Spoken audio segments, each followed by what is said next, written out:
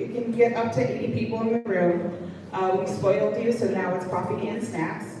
Sorry about it. But you are the only people in the space that actually get to pitch your business, because the presenters are actually coming with a problem that they need solved, not a sales pitch situation. So as a coffee sponsor, you get to provide your services into the room. So you get more of a pitch platform. You get 3 to 5 minutes, you get slides, and you get to provide our snacks and coffee for the day. So if you want to do that, and you want to be a sponsor for the upcoming year, this is how you do it. Just send us an email. Christina, right up here, is our coffee coordinator. So please do that, because we need them set up in advance, because doing all of this is a lot of work. So that is how we do it. And speaking of which, our coffee sponsor today, Kurt. Where are you at? There he is. Who has met this man before? I've met this man before. He printed stickers for my son's 3rd birthday. That's how hands-on this guy is. So, anyways, take it away.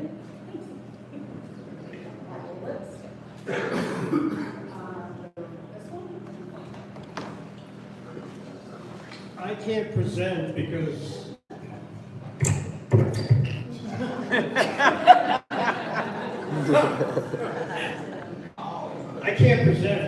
because I'm not a brand new business, as you can tell. Since 1967, we've been in business.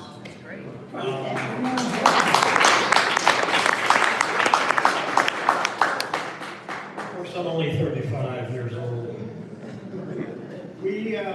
How did I get started in this business? I was at the University of Hawaii for marine biology back in the day, and I needed extra money to live out there, so I ended up getting a certified job as a licensed surfing instructor at the Hilton Hawaii Village, a couple days a week. So I went to class 2 days, went to teach you tourists 3 days a week.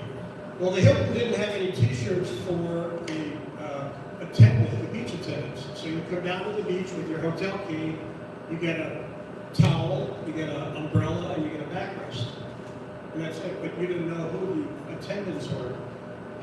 So I went to a screen print shop, bought all the little supplies, went to JCPenney, bought a couple T-shirts, printed the Hilton logo on the back of the shirt, and gave it to the guys on the beach that were the beach attendants.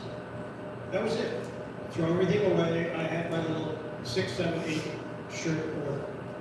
A week later, the day manager for the Hilton comes down to the beach and is looking for this guy who printed these shirts.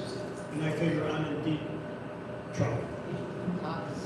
He looks at me and says, no, there's a lady in the hotel lobby that has a kiosk that was selling the wash shirts and the flower lays and the shells and everything.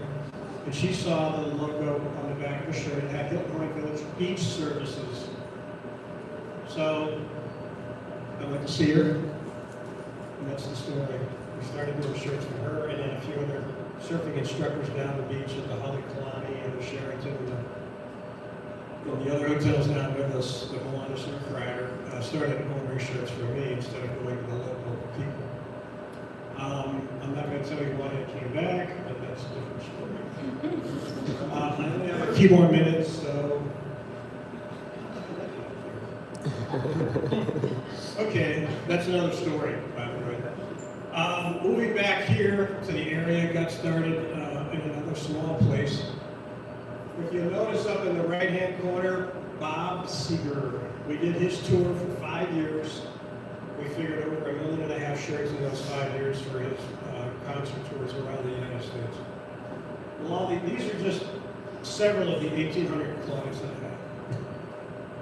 Promotional products, we've done yo-yos for dentists, we've done toothbrushes, we've done puzzles for the Hemophilia Foundation. So we've got 50 million different promotional products that we can do. Embroidery, screen printing, you name it.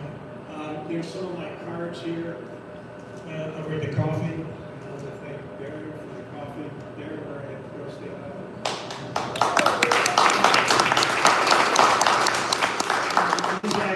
wearing a shirt that we did a while ago for him, so. Anyway.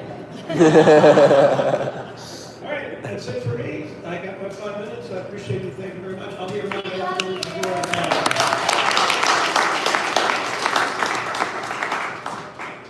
Amazing, and it's that simple. You too can be a coffee sponsor. Here we go. Now to present. So there's a dashboard at 1millioncups.com/present. And if you are, which you are, a business owner with a problem, which you are, you go to that website, you plug it in, and then you get in the queue, and you then get to present in front of this room of like-minded folks, and we get to help you over the hump. So, also, hey, this is Incubizo. You're in the space. If you need anything or need any additional assistance to get over those humps, Incubizo is here to help as the venue sponsor. Oh my goodness, all sorts of orders. I wasn't ready, I'm sorry. So today, you are going to hear from Hire Like a Champion in Advancing Macomb. Next week, Project Diamond will be here. Who here has gotten a 3D printer from Project Diamond? Tony? Anybody else? Donnie? Yes? Awesome. So you should probably come next week, because if you are a product-based business, you could probably talk to them and get one. Yes. Oh, hey.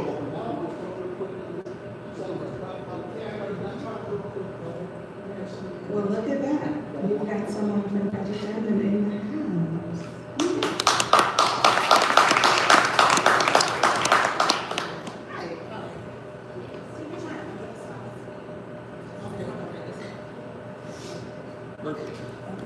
Well, hello everyone. Next, I don't want to steal anybody's thunder, but next week we have another person coming in. I'm Ray Punts. I work for Oakland County Economic Development.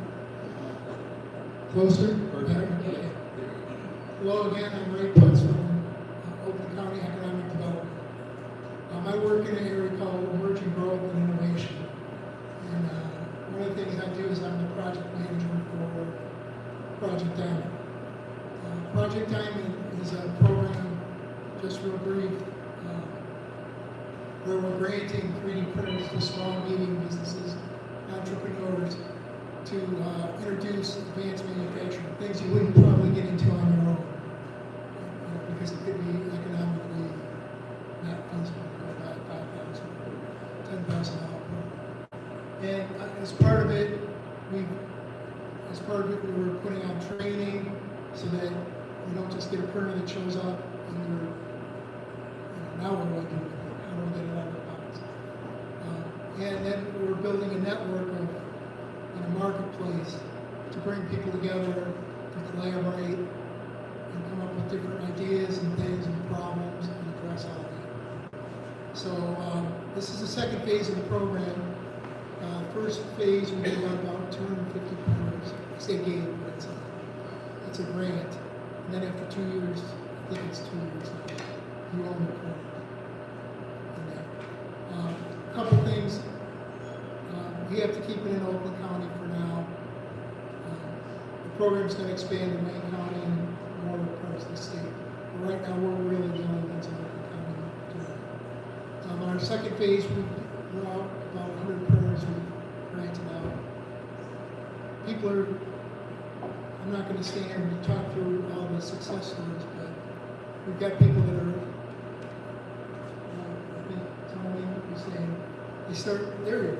They get one printer and then they end up buying more printers and developing business. You have 20 now? Outstanding. And we have other companies like that, small companies that get one printer and all of a sudden they pick up business. One gentleman that's making appliance parts, and he was working in his basement. Now he's outgrown his basement, and lots of little ones like that. We had some tooling companies that they were outsourcing everything. He said it typically cost him $65,000. He's doing it for $20,000. Keeping that money and being more competitive and growing. So, and there's things as small as there was a little ice cream shop up in Lake Orion where I live. And they're making cup holders, things like that, reusable. So getting into sustainability, so that instead of just throwing things out and reusing things.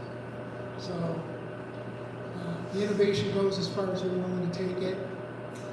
We've developed networks where we have like a monthly get together, people talk about what they're working on, where they need help. And we have what's called DTC, Digital Transformation Center. And in the Digital Transformation Center, we help companies with designs and that. So we have like an open house, office hours. So people that are part of Project Diamond can come in and get help from engineers and make their products and sell their products. So we can go on from there on. So next week somebody's going to come and talk more in depth, but I do have some flyers and stuff.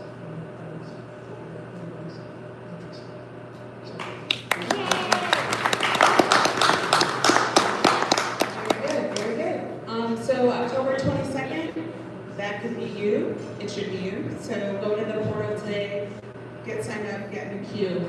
These are additional presenters, additional slots lined up. Pretty much if the holiday does not fall on the Wednesday, we're going to be here. So we want you to sign up and get ready to present with us. Advancing Macomb. Yay! Come on down.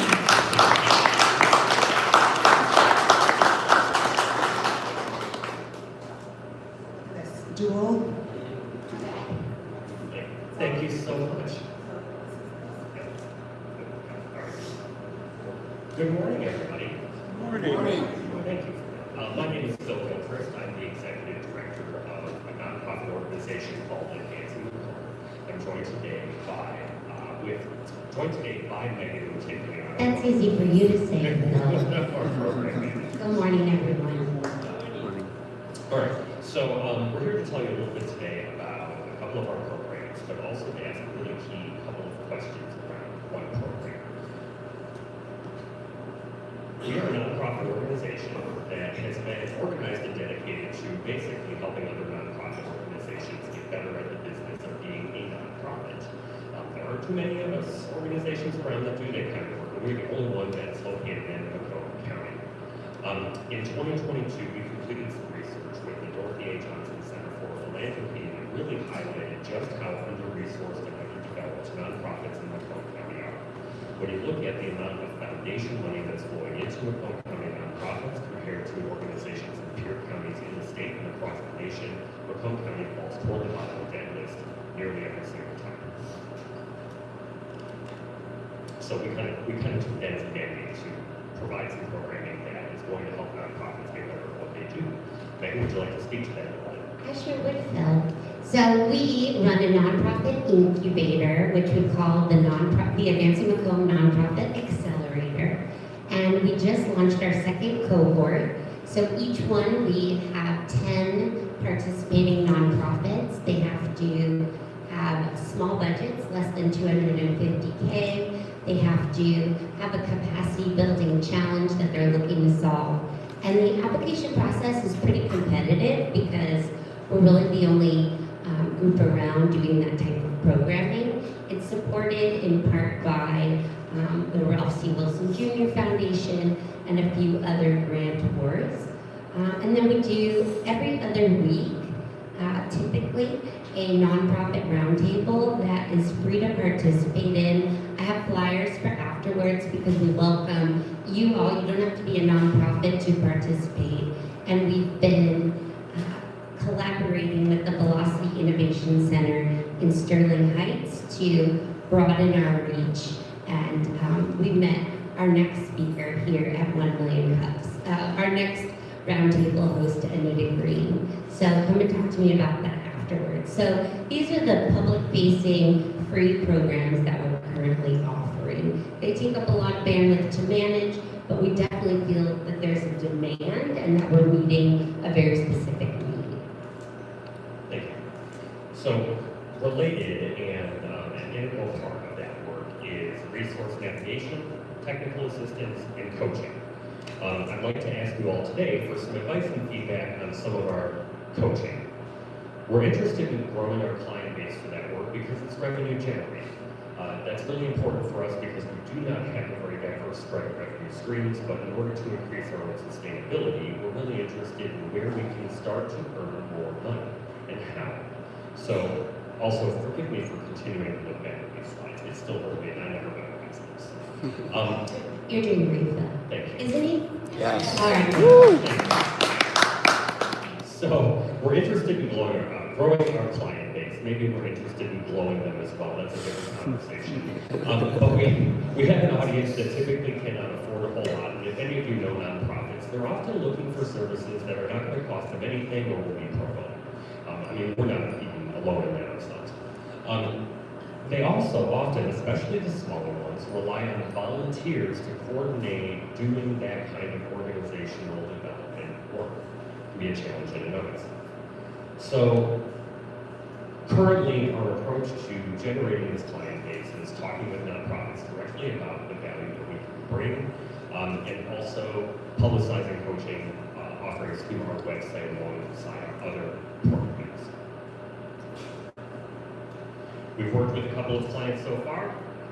One of them had an engagement that was sponsored by one of their board members. Their board members actually pulling up the cash to cover the engagement for about a 6-month time frame, which was really helpful, but that's not sustainable for the organization if they wanted to continue, and that's not helpful for all other organizations if they don't have board members who can actually write a check for them.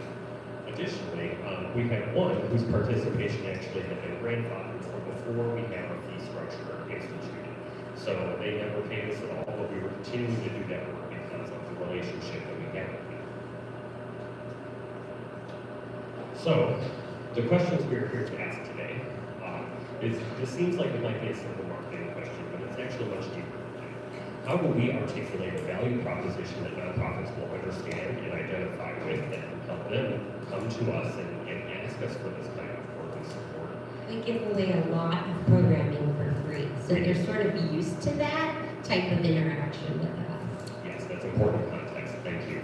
And how can we set appropriate fee levels for nonprofits who really can't afford much in many circumstances? And this is, again, a lot of volunteer laborers who do not have a lot in terms of budgets. They may be working with less than $50,000 of revenue a year, and they're not really interested in spending money to help improve their organizational operations or governance or business structure, etc.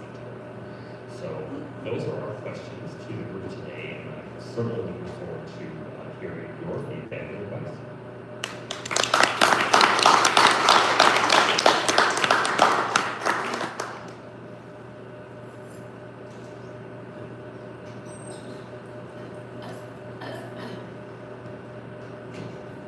So, as Incubizo, we have the same questions, right? We have, we've kind of faced these same things in the sense of like, we want to provide this valuable programming to our community, but we don't want to be like $20 a ticket, $50 a ticket. It also is, it's laborious to do that, because you have to set up that brand and yada yada. Right, and breaking the rules and so on. So the people in the room think about this, and I think we were taking a minute to kind of formulate the right answers or direction. But my first thought is wearing my Michigan Works hat, because I used to work with Michigan Works. So if you are a approved training provider, if you're on mytalent.org, and this applies to anybody in the room, if you are, mytalent.org is the website. If you get approved as a training provider, you can be a vendor to anybody in the state of Michigan for training services. So when grants like Going Pro Talent Fund, which I think the cycle just started / it might be ending very soon because it's like a 1-week application period.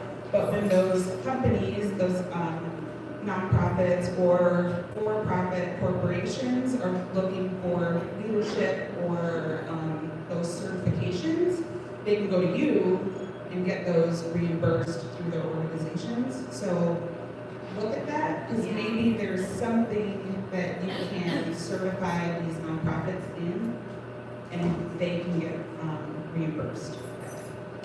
Is this, will this recording be available to us? Yes. I'm saying that you're thinking I know something. Yeah. I know, me too. I'm like, okay, Of course, yes. that's great. So maybe that. And then also a subscription-based thing. So maybe the workshops Pretty are cool. like a one-on-one level thing, but they don't need full access to all of it. You know, they can come to the service level one-on-one thing, but if they need 3 hours with you on building a business plan, then they need to invest in that, and maybe that's per person and not per organization. But, you know, if they just want to send 2 people in an organization to get the information versus the whole 30-person team, maybe that's a price point that you can facilitate that with. Okay, That's thank you. really great.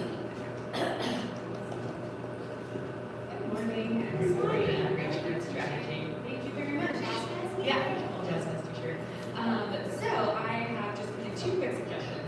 One would be, you mentioned that you predominantly focus on under 250, and some in that 50 to 100 range. I think for this, can you target the higher levels? Yeah, target the next level. So, So, and then I don't know what your funding structure is, you have to stay within the home, but there's lots of nonprofits around. So being able to be very clear about who else you're able to serve, if you're able to. Yeah, and we have a lot of people lately, because our programs have been really well attended, that they're saying, who's doing this in Wayne County? Like, you know, so we have an opportunity to partner to deliver more. Yeah, for sure, actually, I think that's probably actually a really good strategy too, is who else is doing similar work that's not offering the coaching part in, you know, counties in the region. there are some, there are not many, but there are some. Yes. And then the second thing I would say is that a lot of the larger foundations right now are focusing on executive leadership capacity. And so if you can convince one of your current funders that that is something to invest in, they could just essentially pay you the grant money, and then you can help these, you know, and say it is specifically for under 100K, and then you can build the capacity utilizing foundation dollars. And there is some like right now that there's like a lot of like anti-burnout stuff going, you know, that people are funding and sabbaticals. So I think if you can look at who's doing the sabbaticals, who's doing the capacity building and staff development, because then maybe even you can offer it to larger swaths of upper leadership in some of these smaller organizations. That's not just executives. The benefit of it. That's good, thank you so much. Yes, ma'am. Hold the mic up. Sorry. So this is really about communication issue about pricing. So we asked about value proposition and generating greater interest in your coaching. You're not really selling coaching, you're selling a positive outcome, right? Nonprofit organizations are tasked with doing a whole lot of very good. So in order to entice them, we need to really talk about what is the positive outcome of transformation that we have after working with you. And then the second question about price, it never so on price, you sell them out, right?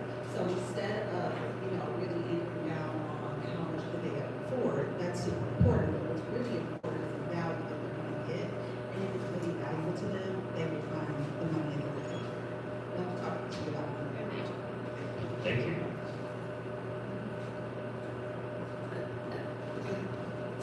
My name is Juwan Buford, founder of Growing Project and Kids Freedom Student School. 2 things I was thinking about. I love this because I'm being very selfish right now, right? I end up fielding a lot of questions from nonprofits. I thought about it a lot. Something I'm a huge fan of,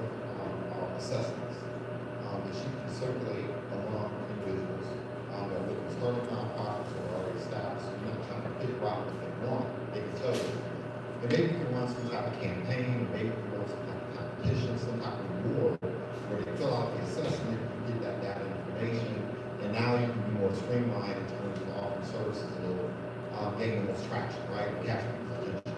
The other thing I like offering is I call it White Castle, Red Lobster, 5-star restaurant service, right?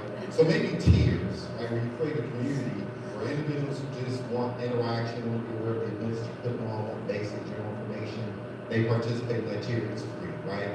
It's kind of like the entry level into your ecosystem. And then maybe you create a second level where individuals who want to participate in workshops are willing to pay for events or pay for initiatives or coaching sessions. You know, you create that tier, it's local, right? It doesn't break the budget, it doesn't compete with their Netflix subscription, right? And then you have the third tier where individuals who are actually looking for that one-on-one coach. They want that intimacy, they want that one-on-one connection, they want your expertise, and they're willing to pay for it. You can also cater to them, right? Because there are some people who have the budget who are willing to make a decision and make an investment. You don't want to be dismissive of them either, right? And so those are some things I was thinking about on top of my head as someone who's wanting to start a nonprofit, and I always ask myself, man, if I could just kind of have a setup like that, that would be very helpful. All right, thank you.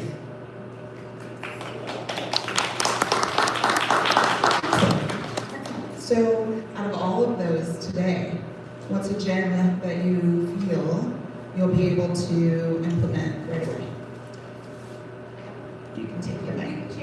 Well, I was just going to say that I really like the last suggestion of having tiers of service or participation. There were a couple of suggestions that were kind of along those lines. Partnership to increase service population was another suggestion that I really appreciated. And then per person fees that kind of came up, and charging sort of as a per person participation for some of this stuff as opposed to a per organization sort of structure. And I am a natural storyteller, so I really loved the advice about how we position what we're doing and that we really are focused on the positive outcome that the organizations will have, and that will be a worthwhile investment in their business to work with us. Thank you. All right.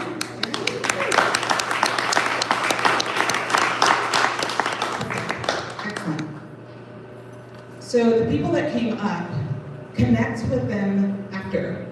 I don't want anyone to ever think that they presented and then didn't get anything out of it, right? So there's follow-up and follow-through. You have to keep connecting with the people that connected with you. Yes? Correct? Okay. Okay. Here's your contact information. Everybody got it? Take a picture. Write it down. Go ahead. Go. Wendy, where you at? You here? Hi. All right. Hire like a champion. That's you. Are you ready? Okay. Excellent.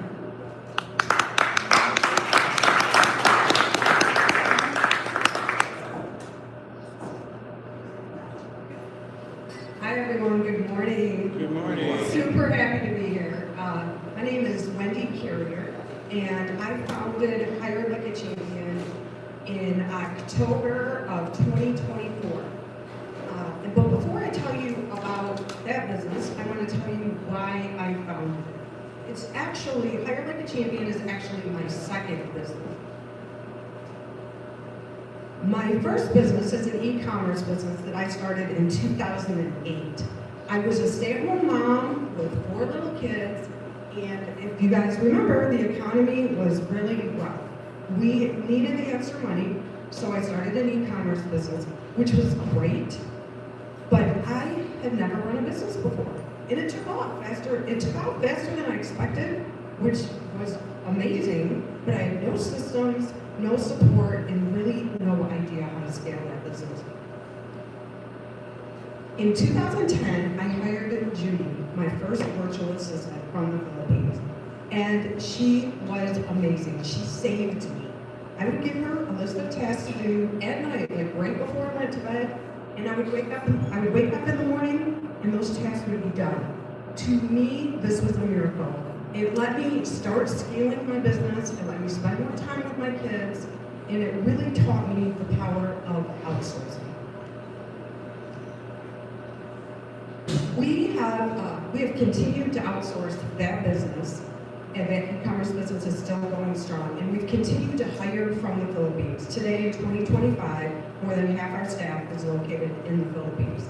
I started Hire Like a Champion to connect other small business owners, small and mid-sized business owners, with the power of outsourcing.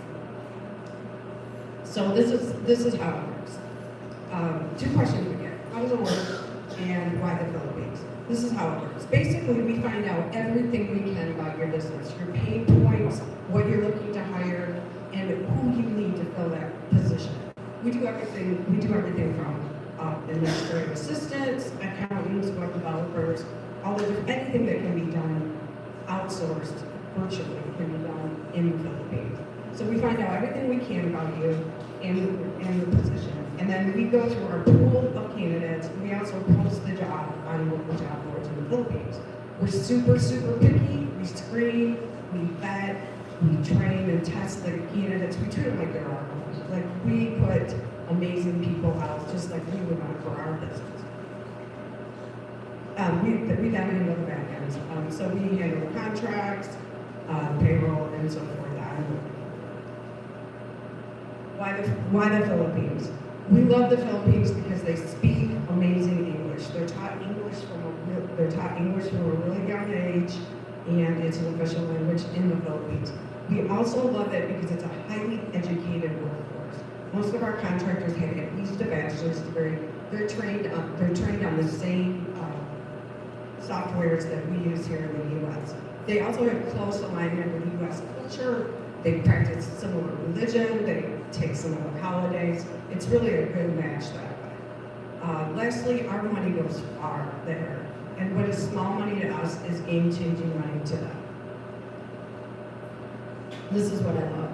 I really love the connection. I love helping the businesses, seeing where their pain points are, seeing what we can do for them. But on the flip side, like I said, it's game-changing money in the Philippines. What we're paying them is an upper middle class or upper middle class income, something that lets them provide for their families, save for their futures, give back to their communities. It's really such a win-win. Our biggest challenge. So, systems. I grew that e-commerce business and I'm very, very proud of it. But y'all, I did not have good systems and I paid the price now. My CRM is clunky and old, and we took notes in ways that won't really even let us migrate it.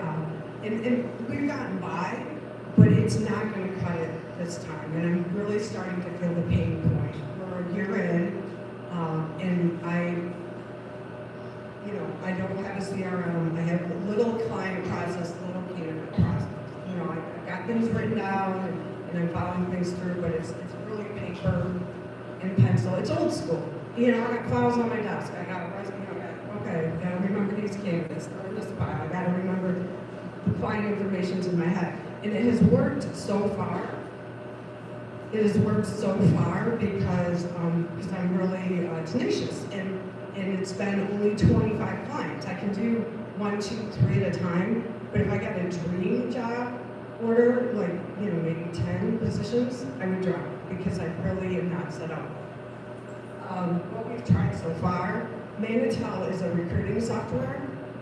I invested in it maybe 6 months ago, probably a little early before I really knew what I was going to need or when I was going to need it, what I needed to hold. I'm starting to get a better picture now, and is Manitel the right one? Unclear. I've used it half-heartedly. We've also invested in, okay, so I'm using my current VAs that do my e-commerce business to kind of help with the payroll and the invoicing and the new business. But I'm going to overwhelm them. I'm asking them to do two different things. I did just hire a recruiter. She starts on Monday. I'm super excited. But I don't want to make the mistake of thinking, and she's got experience and she's worked with other firms similar to mine, but I don't want to make the mistake of thinking she's going to come in and save me. Like she's going to go, oh great, Axel's here. She's going to know what she's doing and systemize this. It's really got to be up to me. results, again, I haven't spent quality time with Manitou. I'm overwhelming my support staff, and I'm excited about my recruiter, but I know I can't just abdicate, just hand it over. I need to kind of get my act together. So what the community can do for me, and I would love suggestions on maybe a great CRM that's going to handle the client and candidate side better, just to get me on track. I'm open to ideas. If anybody, implementers or implementation specialists or coaches, especially from the recruiting business, would be a great connection for me to have. And that's, and basically ideas. I mean, I almost feel like it's a silly challenge to bring to you all, because I keep telling myself, just, get it together. It's just a system. Just sit down over the weekend, start using your CRM, start learning the stuff, but then, a client calls or a great candidate comes in, and I'm back to, I'm back to my files. I'm back to the pencil and paper, and I'm not systemizing, and I don't think I'm unique. I think a lot of entrepreneurs, at least the way I operate is it's kind of go, go, go, and I won't worry about all those details next, but I'm hoping and planning to really scale this business. I'm enjoying it. It's had good success so far, and I know if I don't systemize it, it's gonna be a lot harder to move forward. So I really, really appreciate the chance to present here. You all have done a great job with this group. It's amazing to see so many people here, and I appreciate it. It's always been a dream of mine to present a meeting, so I appreciate you all, and I'm anxious for any suggestions or ideas you might have.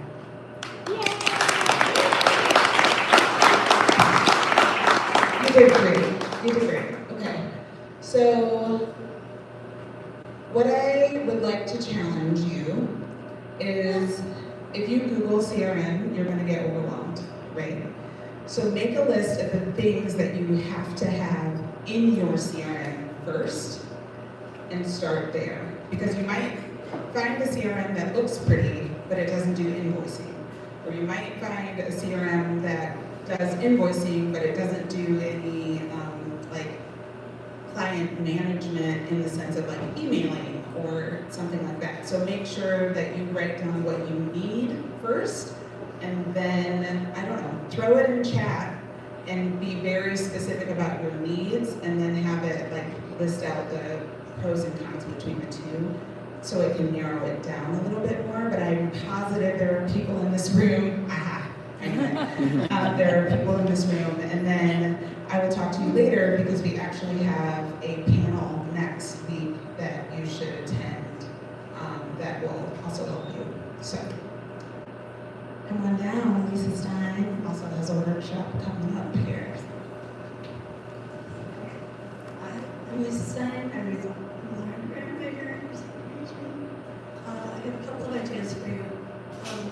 The companies that have huge programs, huge CRMs that you think are way too big for you right now, but you might grow into, they often have grants, which are in the form of services for new organizations. And if you get in with them when you're a smaller size, their hope is that by giving you a further discounted deal that as you grow, you'll stay with them, which also means that as you grow, you're not going to have to convert to somebody else's systems. So looking into that, contacting them is a great idea to look for that. And then also by contacting them and talking to them about it, even if they don't have that program in place, it can educate you about enlighten about what you need. Thank you. I never would have thought of that either, so thank you very much. Hello. Good morning. Good morning. Good morning, everyone. My name is Melissa McClure Davis, and I wanted to talk a little bit about the systems in place. I run a marketing agency, but before I did that, I did a lot of consulting and I did a lot of process consulting. And there's a method to when you do have an application and it's not working out for you before you dive in. Jarman hit on it. Have your list of requirements of what you want, but you also want to start with, there's a formula, starting with the people and the processes. So what are the processes on both sides, your recruiting side of it, as well as delivery and service side of it, and map out the processes that you want, that you need to have. That leads to the requirements to meet those processes. And then you can take that to ChatGPT, or like you said, you want to find an endpoint. You're not going to get it done yourself. You realize that, right? Because you have to service. And that's why there's consulting houses who do this all the time for businesses, because you have to keep the lights on and they're going to handle all the processes work.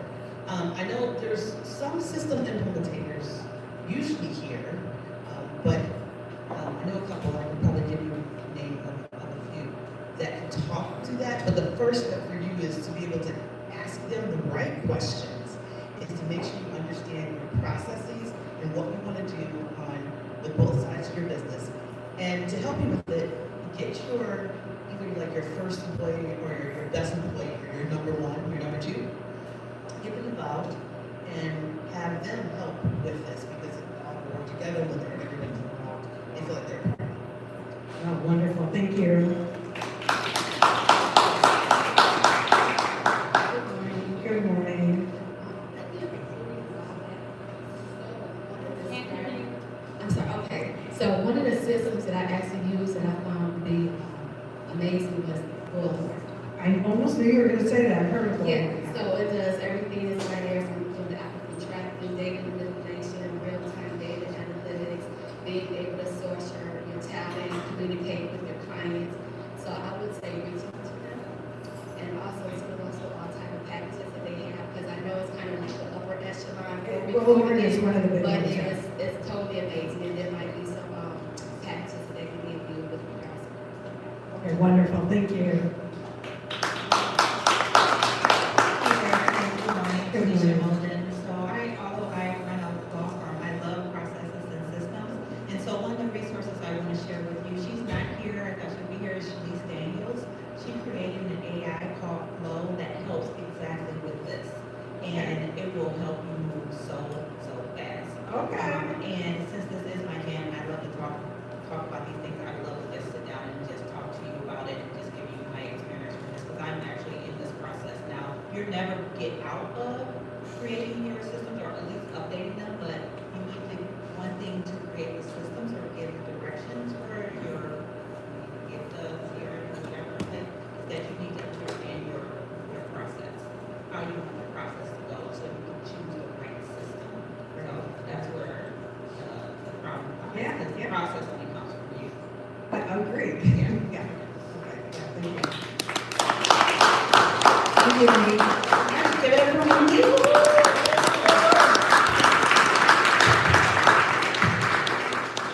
So many mics. Gentlemen, Wendy, yes. What are you gonna run with today? Oh, Out of all of the things, and all of the, well, I love, a lot of the ideas pointed in the same direction, and really just nailing down what my processes are prior to choosing a CRM. And I almost think I'm at the right place for it. I tried to do it initially when I was slower, before I had business, but I didn't even know what I didn't know. But I think nailing down my processes, and I loved the idea of AI and you know, getting some smart, some computer input into what might be the better choice. So thank you. Yes.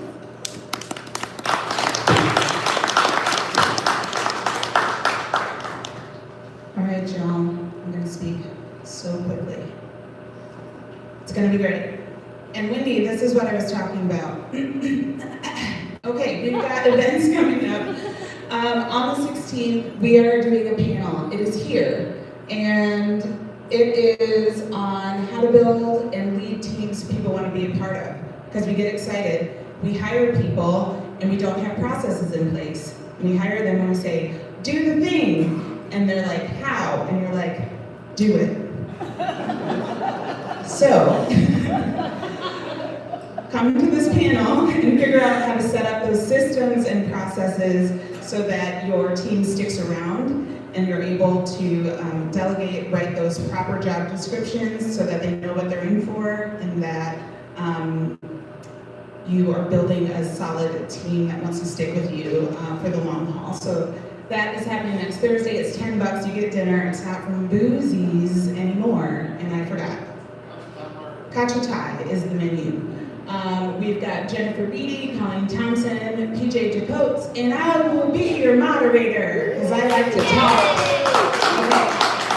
And then there's a hands-on workshop the following Tuesday during the day from 11 to 1 with PJ. PJ has a background in improv, and so I said this before, we've all done the boring team building that's mandatory.